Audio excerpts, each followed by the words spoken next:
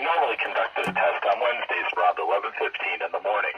However, if there's a threat of severe weather on Wednesday, we'll postpone the test until the next available good weather day.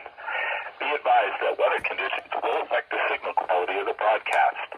We'll activate the warning alarm to look for hazardous watches and warnings for the following counties. 162.40 megahertz from Onondaga.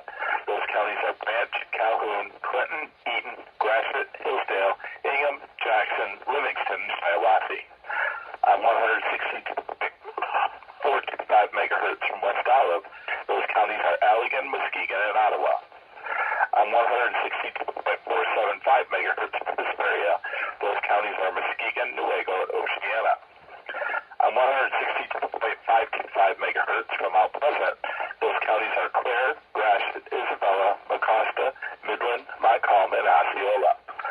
On 162.55 megahertz from Canonsburg. Those counties are Allegan, Barrie, Ionia, Kent, Montcalm, Muskegon, Newaygo, Oceana, and Ottawa. On 162.475 megahertz from Plainwell. Those counties are Allegan, Barrie, Van Buren, Kalamazoo, and Calhoun. On 162.425 megahertz from Wolf Lake. Those counties are Manistee, Wexford, Mason, Lake, Osceola, Oceana, Newaygo, and Mecosta.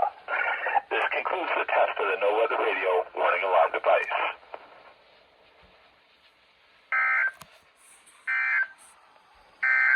The current time is 11:17 a.m. Eastern Daylight Time. This is the area weather outlook issued by the National Weather Service in Grand Rapids, Michigan. Dry for most of the day.